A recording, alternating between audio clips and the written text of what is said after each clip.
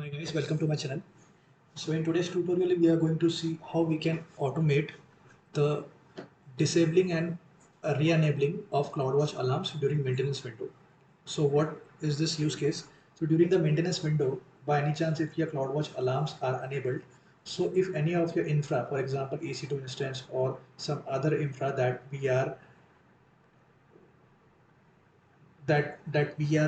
monitoring is not enabled or in disabled state, so the CloudWatch alarms is going to send you the notification for the same. So during the maintenance window, what we are going to do is first we are going to disable the CloudWatch alarms. So now disabling the CloudWatch alarm, the next challenge is how I would come to know that which all alarms are enabled and those alarms have to be disabled. So in this Python script, what I have done is first we will check which all alarms exist in our machine, in our account, and whatever alarms which exist in our account, we are going to filter out which are the alarms which are in enabled state.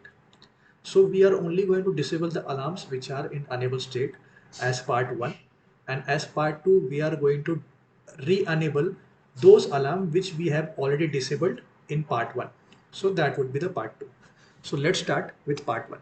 So let's directly jump to the editor. So this is my PyCharm editor. So what I will do is let's go ahead and create.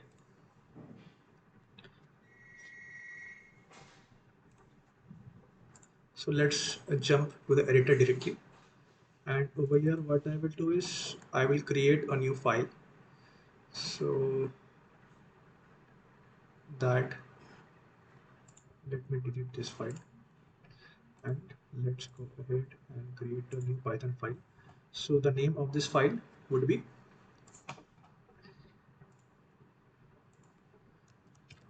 disable underscore cloudwatch underscore alarms. Let's keep in capital. Okay, enter. The file is created. So now what we'll do, I will go to Google and I will search for Go-to 3 CloudWatch. So this is the Go-to 3 CloudWatch. Okay. So in this page, what we will do first we will import Go-to 3 and the Go-to 3 client. I have imported that. After importing it, now what is our next step? So as I said, our first step in part 1 would be first we are going to check which all alarms exist in our account. So for that we are going to use describe alarms. So for that we are going to use describe alarm. So let's go back and over here search for describe alarms. So if I click on this, so this is the describe alarm that we are going to use, the method describe alarms. So in this describe alarms, first you will have to understand what is the response. So over here there is composite alarms and metric alarms. So based on your infrastructure that you have set up for CloudWatch, so in my case currently I am having only metric alarms, not the composite alarms. But in if your case you are having a composite alarms, make sure that while using this code you may make the appropriate changes. So now let's go ahead and first use our syntax as per the documentation. I will go over here, response. Okay, now first let's understand what kind of response we are getting. I will print response. Okay, so let's run this program. Okay, just a minute, let me specify a region over here right away. Just give me a minute. Okay, so as you can see now, first we'll print the response to see what exactly we get as what this describe alarm function is returning in response variable. So we will print the response variable. I will just go and run this.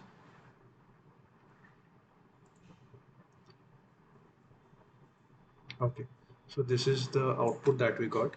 It's a big output. So first I will just open a notepad for you guys. Let's see over here the response. Okay, so format word wrap. Okay, so over here, as I said, there are two types of alarms, composite alarms and metric alarm. But if you can see over here, composite alarm is blank. Why it is blank? Because I don't hold any alarms. That is the composite alarms. So we are only having metric alarms. So this is the metric alarm. So in metric alarm, you can see there are different parameters over here. So there is alarm name, then alarm ARN, then actions enabled. This action enabled field lets you know that whether this specific alarm is in enabled state or disabled state. If action enabled is true, that means this alarm is in enabled state. If action enabled is false, that means the alarm exists but it is disabled state. Okay, now so that's how you can understand what all parameter it returns. But if you go in the documentation of CloudWatch, so they have over there only mentioned what all response you're getting: alarm name, alarm ARN, description, everything, true and false, as I said. Okay, so now let's do one thing. So this I just showed you for your reference. So you should understand what exactly the values are getting returned and how you have to fetch that. So now if you see over here, first of all, this is a dictionary. Within this dictionary, metric alarm is a list, and within this list, this output that is there, this is again a dictionary. So let's go ahead and do one thing. I will close this notepad, don't save, and go back to the terminal. So as you see what we're getting in response, now we will sort it out. So let's create a for loop. In for loop alarm, so in this alarm, what we are going to mention is for alarm in response. So now we will traverse the response, the dictionary output that we have got in response, which has been returned by describe alarm function. So for alarm in response, so over here, as I said, we are going to focus on metric alarm. That is this metric alarms. Okay, done. Now what I can do is I can create a new variable, name is equal to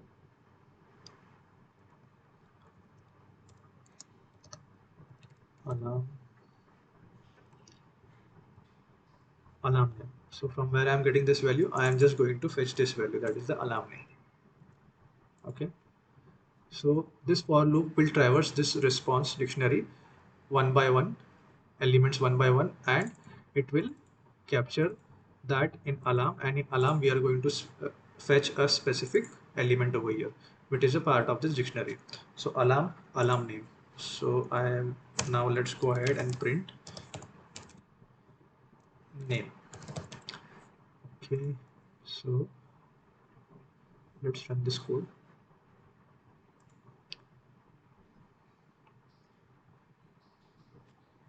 So guys, you can see I have two alarms over here.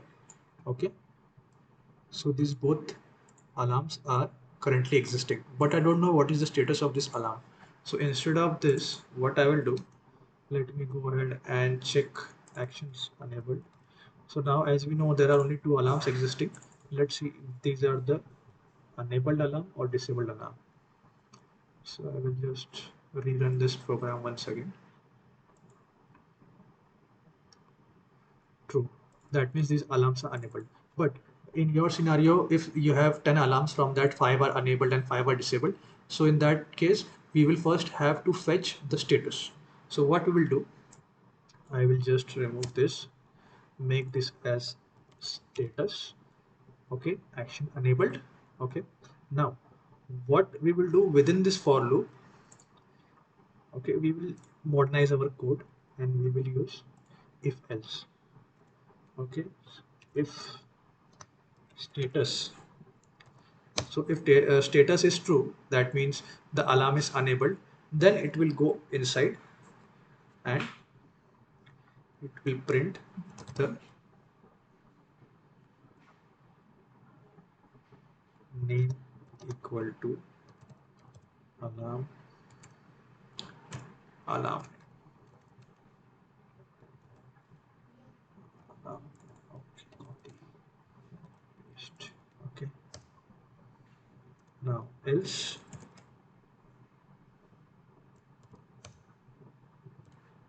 print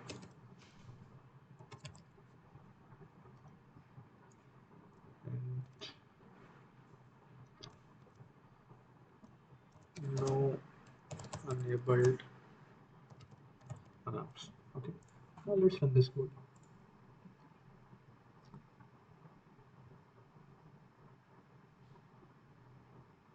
Okay,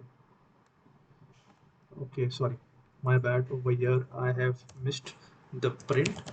So if you can see, it is entering this if statement. Why it is entering? Because the status of the uh, alarms that I'm having currently is in enable state. So by any chance, if your alarm would be in disable state, it is not going to perform any action on that specific alarm. So over here, let me specify name.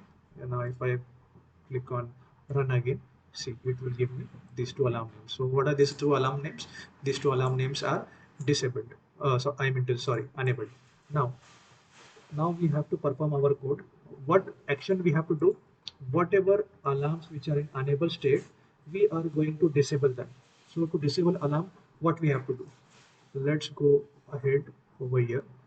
I will go back. So in this, I will search for disable alarm. So see, disable alarm actions. I will click on this. So we are going to use this. So let's go ahead and copy this over here. So disable underscore alarm.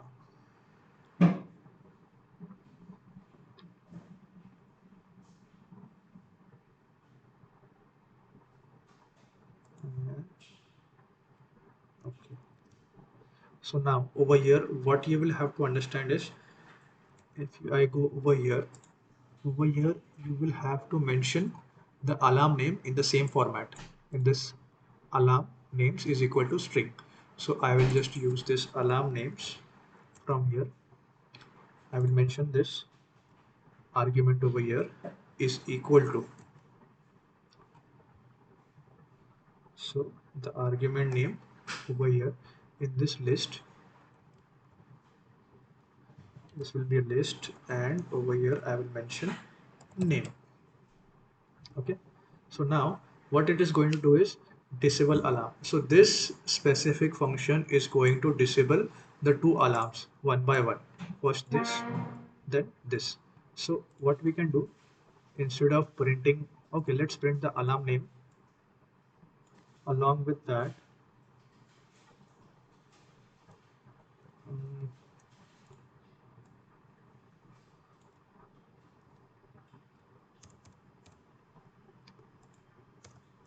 alarm name over here, we will print the alarm name. Okay, so let's do one thing.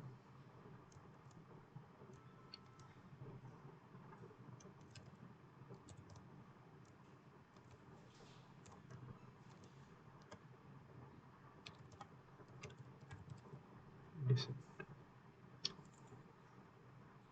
So alarm is disabled dot format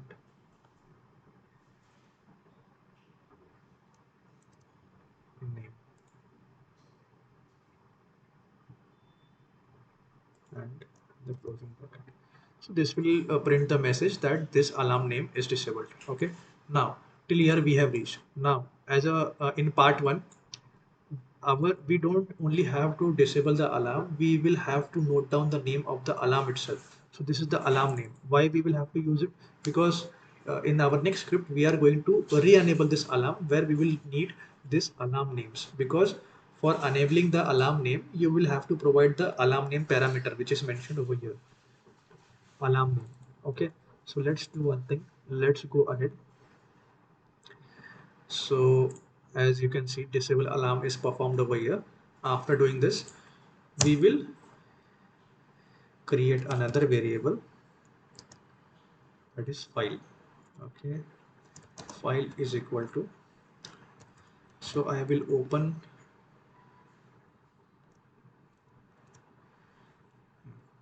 so let me go ahead and paste my path.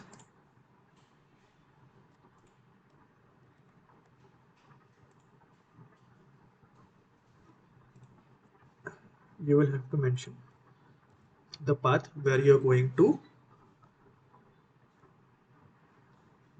save the text file. D colon backslash. So I am going to save it in D drive. So in D drive, my file name would be myfile.txt. Okay. So this is the path that we are going to provide. Now, after providing this path, this will be in double quotes. So after providing this path, comma, I am going to mention A. A for appending the file. So whenever this specific, so first this is going to open this file in append mode. Why we are going to use this in append mode? Because first time when the for loop will run and it will go to the first response, it is going to print the first name. So if we open this in write mode, it will overwrite it. We don't want this to get overwrite. We want this to be appended. So we have all the alarm names listed in our txt file.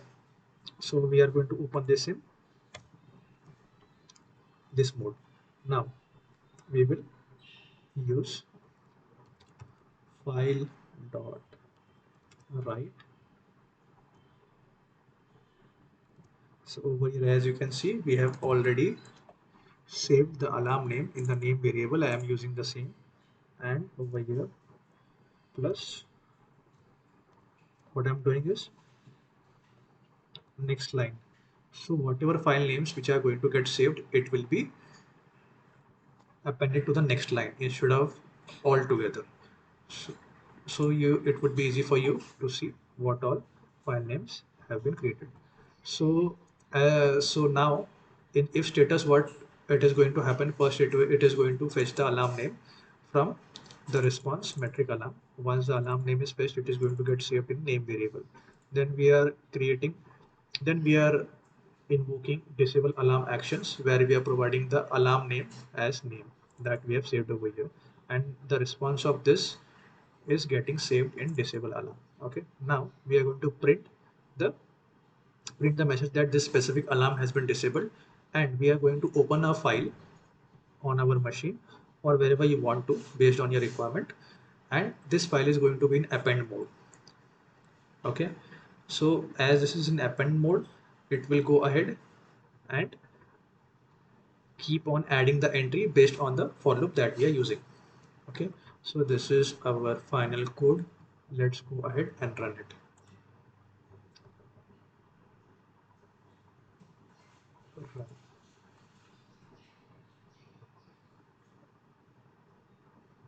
See, so this loop traversed two times. First time it gave us a message, this alarm name is disabled, this alarm name is disabled. Now I will show you the file that I have saved in D drive.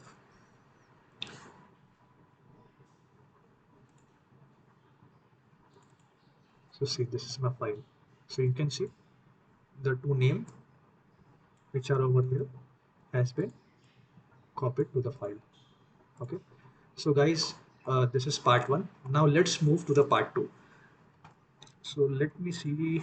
Okay, so this video is getting too long, so let me do one thing. To re-enable the alarm, let me create another video so it would be easy for you to watch. So till here, what we have done, we have first checked all the alarms which are there in our account. After checking the alarm, we are filtering that alarm based on the status. So whichever alarm is in enable state, we are just fetching the name of that specific alarm. Then we are triggering our disable alarm action function. This function is disabling the alarm, and the alarm which is disabled, we are taking the name and we are pushing that name into a file where we can save it, because this file can be reused in our enable alarm script, where we are going to re-enable these alarms which are been disabled over here.